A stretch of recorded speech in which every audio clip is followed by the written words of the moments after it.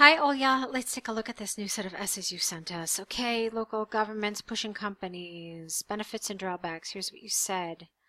The trend of moving businesses from the densely populated cities to more rural areas has been widely practiced by authorities over the last decade.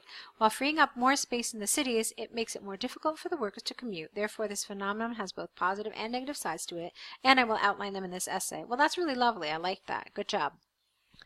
On the one hand, relocation of a company to a suburban area can have a significantly positive effect on the traffic situation in the city.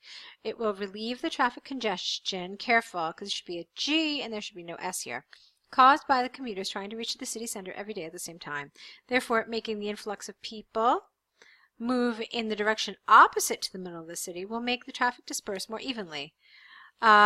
I don't know how to say this, but I think Liv can serve as a bright example of this, where the IT companies started building their new offices in the outskirts of the city in such a way as to relieve traffic jams. Okay, let me see one little thing. Okay, fine. On the other hand, the adverse ramification of this can be the increased time people spend commuting to the regional locations. As a rule, big cities have more people who have acquired a higher education. Therefore, if a company needs intellectual workers, the city, careful, the city is the main source of its employees. Consequently, people, get rid of the, can find it hard to spend enormous amounts of time to reach their job every day, which in turn, get rid of its, might result in the company struggling with hiring suitable personnel. As evidence, get rid of an, according to the survey by the French Organization of Human Employment, there should be a P there, companies located in smaller cities are less successful in their business because of the lack of highly skilled personnel. Okay, fine. To conclude, there are both benefits as well as hazards of relocating one's company in a regional area while improving the situation with traffic. Situation. So while improving the situation with traffic in the city, it makes it more troublesome to find well-educated personnel who would agree to work in a rural area. All right. So I liked this in general. It was well written. It was coherent. I understood it all the way through. I didn't really struggle with anything. So all of that was well done. However, let's look at the topic again. Benefits. So more than one benefit. Drawbacks. More than one drawback. You talked about one benefit. All right. And you basically talked about traffic. That was your one benefit. Let's talk about your drawbacks now. Here again, you only had one. You said that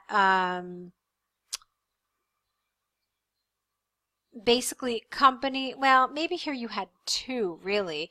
You said that, no, here you were okay, because you said that it would be hard for a company to find skilled employees, as most of them live in the city and they may not want to travel. And then you also said that it would take, it was kind of one and two together, because then you said that these people wouldn't want to come because it would take them such a long time to get to work. So I'll give you the benefit of the doubt and say that essentially you were telling me two drawbacks because they are kind of interrelated. But in the first paragraph, you definitely only gave me one benefit. And so that is going to be a real problem for you because you haven't followed the instructions and it's just not developed enough.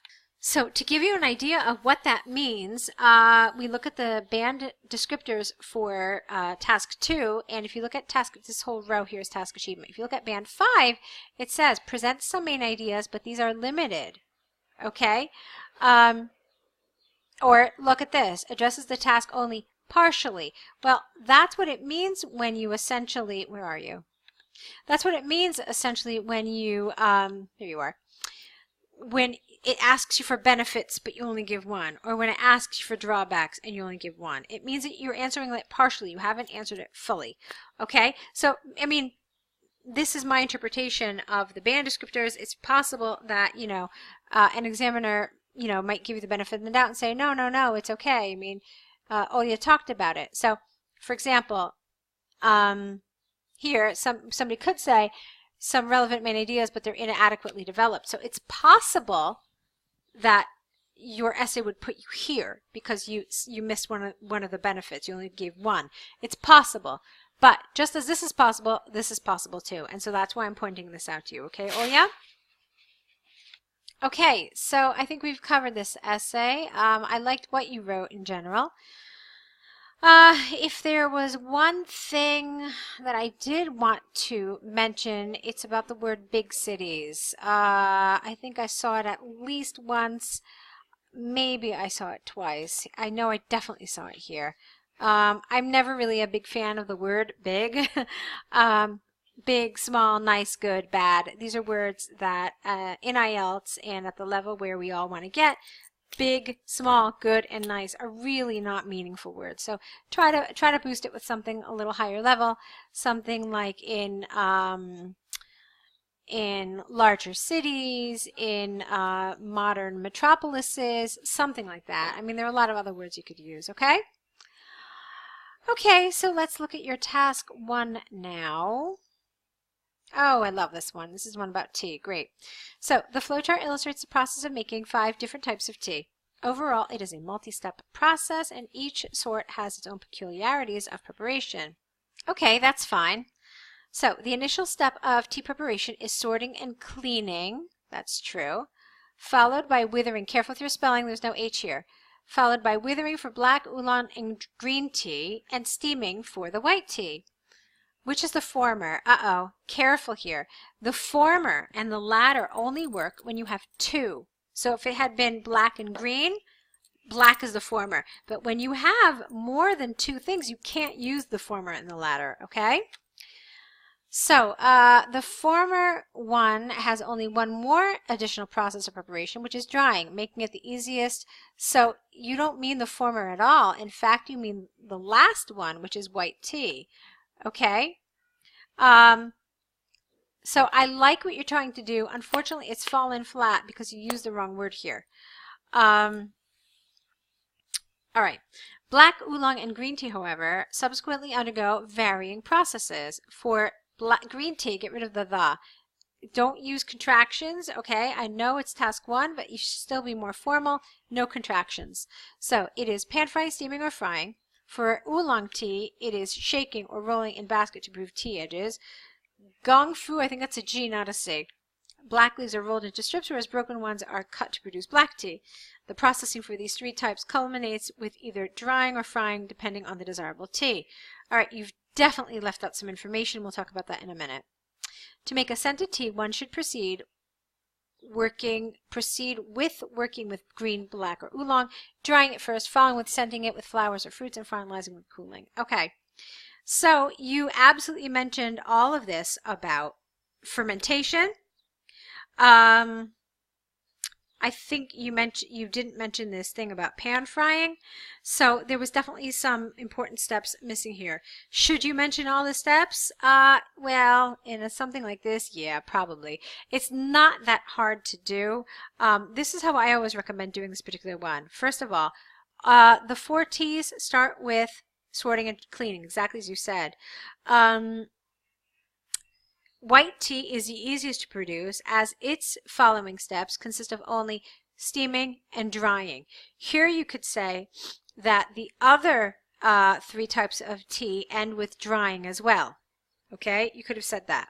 So green, oolong, and black tea share the next step, which is withering.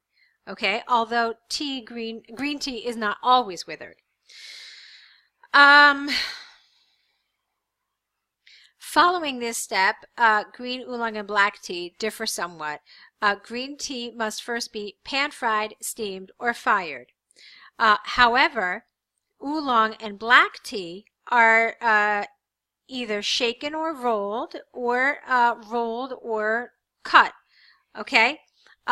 Rolling and shaping is the 4th step for green tea. Okay? Oolong and black both undergo fermentation, whereas oolong undergoes short fermentation, black tea goes full fermentation. Oolong has the most number of steps, as its next process is pan frying, and all 3, as with white tea, undergo drying as their last step. Green tea has jasmine added to it, where black tea is dried by firing. Only the 3 teas, green, oolong, and black tea, make scented tea. First the teas are dried, then they are scented with flowers or fruits, and then they are cooled. Okay, so that's how I would have organized this. I think it's the cleanest way to do it. And then you could see that I included everything as well. I didn't leave anything out. All right, so Olia, go ahead and correct these essays. Let's see what you write for us in your next set. Looking forward to it, so get to it, okay? Let's meet back here with your next set of essays.